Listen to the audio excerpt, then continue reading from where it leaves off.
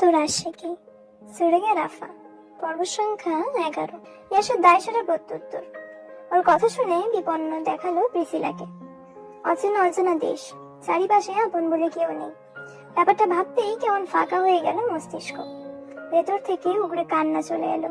নিজেকে জুতো সুই সামলে নিয়ে আবারও ইয়াসকে গিয়ে বলল, মস্করা করছি না ইয়াস, আমি সত্যি আর হাঁটতে পারছি না। তো আমি কি করব? একটা হোটেল বুক করো, আই ওয়ান্ট সাম রেস্ট। এতক্ষণে হাঁটার গতি থমকে গেল ইয়াসের। তপ্তশ্বাস ছেড়ে প্রিসিলার দিকে পূর্ণ দৃষ্টিপাত করলো সে। ল্যাম্পপোস্টের হলদে আলোয় ওর মুখটা মোমের মতো কোমল দেখাচ্ছে। প্রকৃতির তৈরি হওয়া লম্বা চুলগুলো এলোমেলো হয়ে উঠছে। চোখের কোণে ক্লান্তি জমেছে। বাংলাদেশের মাটিতে পা রাখতে না রাখতেই ইতালিয়ান ফেম সাহেবের যে বেহাল দশা তা বেশ ভালোই বোঝা যাচ্ছে। প্রিসিলার মরি মরি অবস্থাতেও ইয়াসের মাঝে ভাবাবেগ হলো না খুব একটা। সে দুর্দম গতিতে হাঁটা ধরলো আবারও। যেতে যেতে প্রিসিলাকে উদ্দেশ্য করে বলল, তুই চাইলে থাকতে পারিস, আমি কোনো হোটেল ফোটেলে থাকতে পারবো না। তাহলে কোথায় থাকবে? মাহিন আঙ্কেলের বাড়িতে। মাহিন আঙ্কেল তো আবার কে? তুমি কি এদেশে এসেছো আগেও? বিপরীতে ইয়াস কিছু বলার আগেই কোনো এক অভূতপূর্ব দৃশ্যের মুখোমুখি হয়ে আকস্মাৎ থমকে গেল তার পা। ইয়াসের সঙ্গে সঙ্গে প্রিসিলাও দাঁড়িয়ে পড়লো এবার। দুজনেই একযোগে সামনে তাকিয়ে আশ্চর্য চোখে দেখলো মেঘ ঢাকা মুখ ভার করা আকাশের নিচে দাঁড়িয়ে এলোমেলো ঝোড়ো হাওয়ার মাঝেই সিআরবি চত্বরের বটগাছটার নিচে দাঁড়িয়ে গিটারের গায়ে টুংটাং আওয়াজ তুলে গলা ছেড়ে গান ধরেছে একটা মেয়ে। গলা ছেড়ে মনের আনন্দে গাইতে থাকা মেয়েটার পরনে ব্লু জিন্স আর সাদা কুর্তি।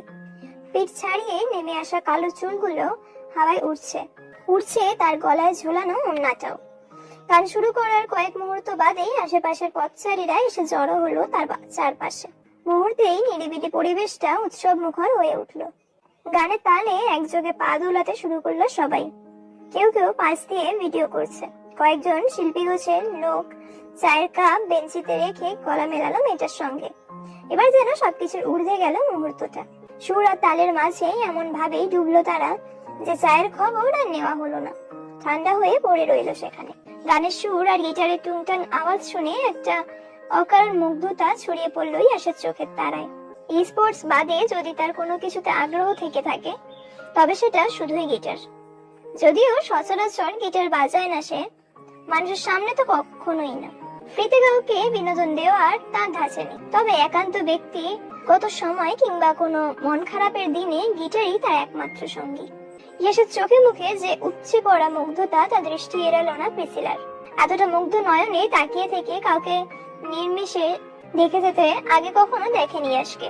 মূলত ওর গম্ভীর আর কপাল গোছানো চেহারাতেই অভ্যস্ত মেয়েটা, তাই আজ অপরিচিত লাগছে ভীষণ। একটু অবাক হয়েছে অবশ্য।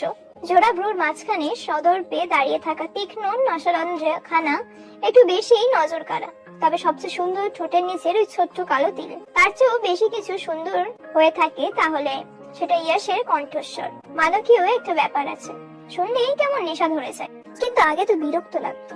মুগ্ধ নয়নে ইয়াসকে অবলোকন করতে গিয়েই আকস্মাৎ প্রশ্নটা জেগে বসলো প্রিসিলার মনে। সহসা মুখ ভেঙে দৃষ্টি ঘোরালো সে।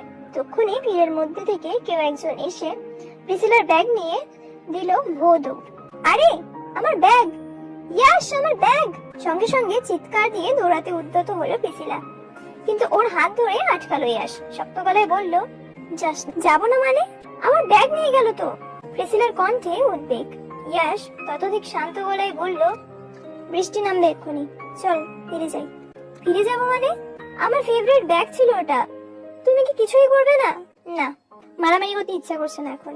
ইয়াসের দায়সারা কথা শুনে আশাহত হয়ে পড়লো প্রিসিলা। মনে মনে ছেলেটার উপর ভীষণ রাগ হলো, কষ্ট পেল খুব। ইয়াসের তাদের যায় আসে না। সে নির্লিপ্ত গলায় বলল, আঙ্কেলকে কল করে জানিয়ে দিয়েছি, একটু পরে গাড়ি চলে আসবে, ওয়েট কর। বিপরীতে বারুদের মতো জ্বলে উঠলো প্রিসিলা।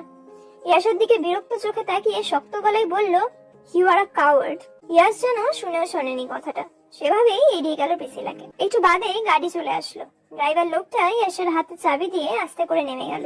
ইয়াস ড্রাইভিং সিটে বসে সিট বেল্ট বাঁধতে বাঁধতে প্রিসিলার উদ্দেশ্যে বলল, তুই এখানে বসে বসে ব্যাগের জন্য শোক পালন কর, আমি যাচ্ছি।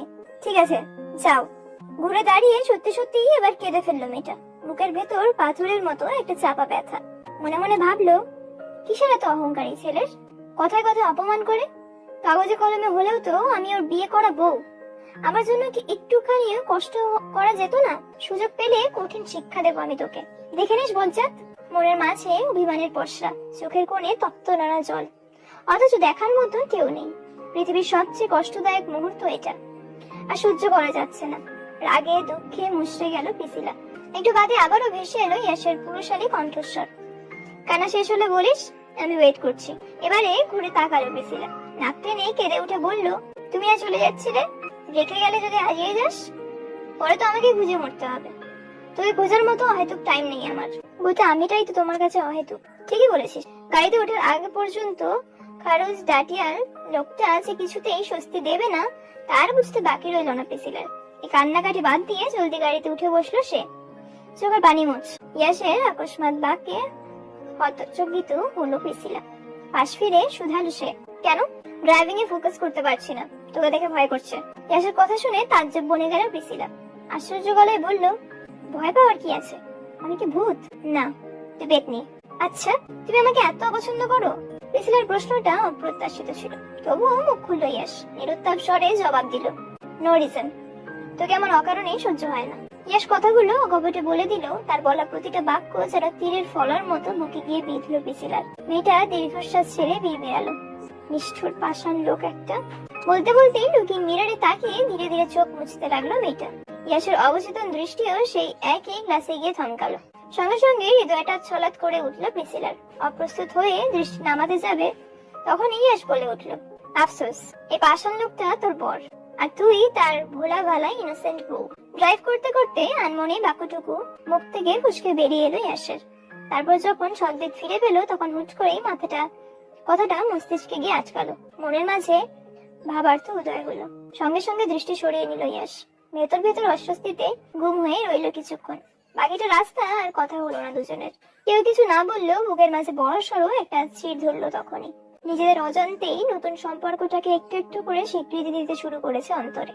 এ যেন হিংসার দ্বন্দ্বের আড়ালে পরাজয়ের প্রথম ধাপ। সামনে রেস্টুরেন্ট আছে, তুই গিয়ে বস, আমি একটু আসছি।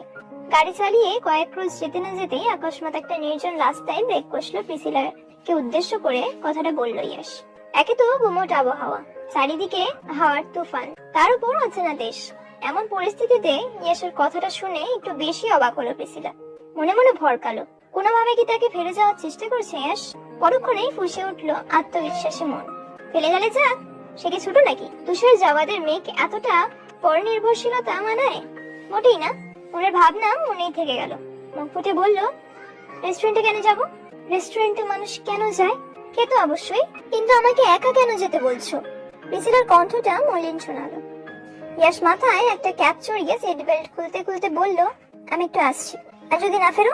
মেয়েটার চোখে মুখে চাপা উদ্বেগ, যা দেখে হাত দুটো থেমে গেল ইয়াসের। ঘাড় ঘুরিয়ে পূর্ণ দৃষ্টিতে প্রিসিলাকে পরখ করলো সে। তার তীক্ষ্ণ চাহনিতে আড়ষ্ট হয়ে গুটিসুটি মেরে বসলো মেয়েটা। ভাবছে মারবে হয়তো, কিন্তু তা না করে নিশ্চুপে কিছুক্ষণ সেভাবেই চেয়ে রইল ইয়াস। কি দেখছো?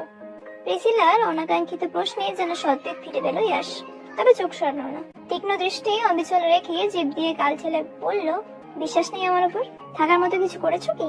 জরাজীর্ণ গলায় জবাব দিল প্রিসিলা। বিপরীতে একটা তপ্ত নিঃশ্বাস ছাড়লো ইয়াস। আঙুলের সাহায্যে কিছুক্ষণ স্টিয়ারিং এর উপর তবলা বাজিয়ে আনমনে বলে উঠল, তা ঠিকই বলেছিস, কপটতা আমার রক্তে মিশে আছে। মোর সুইং হলে তোকে কুমটুমো করে ফেলতে পারি।